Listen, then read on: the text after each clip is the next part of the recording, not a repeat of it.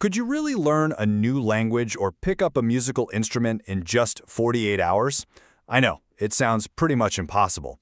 But according to a three-time Australian memory champion, Tensel Ali, the secret isn't about being a genius. It's all about having the right technique. Today we're going to unpack his method for learning things fast and making them stick. You know that feeling? You're drowning in information, you forget a name literally seconds after you hear it. You can't find your keys again. We've all been there. It is so frustrating. But what if I told you that whole idea of having a bad memory is basically just a myth? Get this, the author, Tansel Ali himself, once said he had a shocking memory. He'd forget everything, names, directions, you name it. The fact that he went from that to becoming a memory champion proves something really powerful. A great memory isn't something you're born with, it's a skill. It's something you can build. So, if memory is a skill, that means a bad memory isn't a life sentence. The real problem isn't our brains. It's the methods we were all taught in school. Methods that are, let's be honest, pretty ineffective. Most of us learn through rote learning, right? Just repeating facts over and over until our brains felt like mush. It's draining, it's boring, and it just doesn't work very well. The alternative, imaginative learning.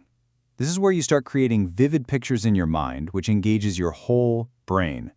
Suddenly, learning becomes powerful and, dare I say, actually fun. So how do we actually tap into this superpower? Well, it all boils down to one simple, core idea that could totally change the way you learn.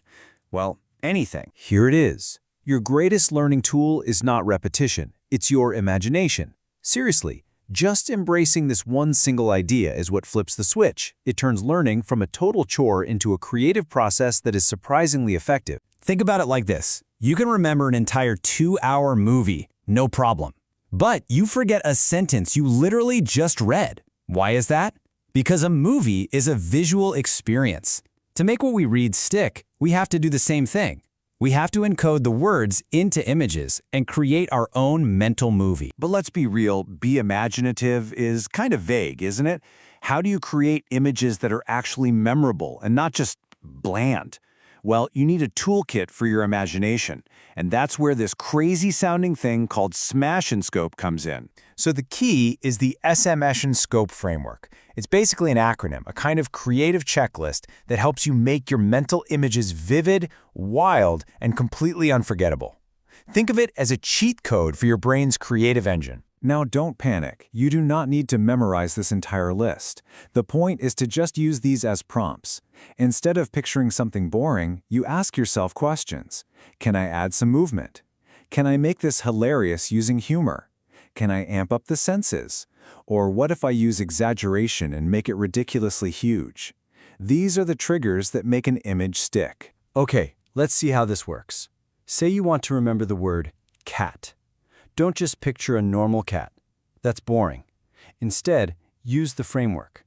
Imagine a giant, bright red cat that smells, well, awful, and then it suddenly jumps right on you. It's weird, it hits your senses, and trust me, you are not going to forget that image. All right, so now that we know how to create these wild, imaginative images, what do we do with them? We're going to plug them into one of the most legendary memory techniques in all of history, the memory palace. The method of loci, or the memory palace, is all about using a place you know really well, like your own house, as a kind of mental filing cabinet. You place the things you want to remember along a path in that house, which lets you recall them in perfect order. This is how ancient storytellers remembered epic poems, and how memory champs today memorize entire decks of cards. It's a classic for a reason, and building one is so much easier than it sounds. First, just pick a place you know like the back of your hand. Your house is perfect. Second, map out a clear path through it, front door, then the hallway, then the kitchen. And finally, at each stop on your route, you anchor one of those bizarre, exaggerated images we talked about. For example, let's say yogurt is on your shopping list, and your bed is one of the stops in your palace. You imagine hopping into bed and, you feel something cold and sticky. You look down and someone has smothered yogurt all over your sheets.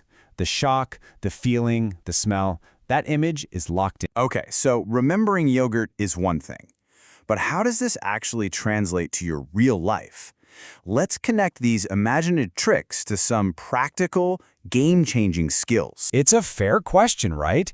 Is all this just for memorizing a grocery list or showing off to your friends? Or can it actually do more? The answer is absolutely. This is about turning a party trick into a fundamental life skill.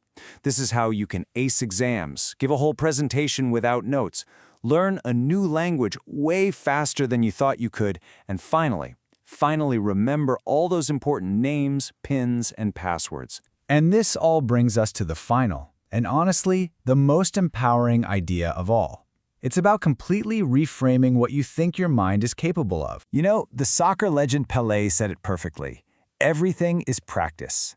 Your memory isn't fixed, it's a muscle. And every single time you use these imagination techniques, you're taking your brain to the gym.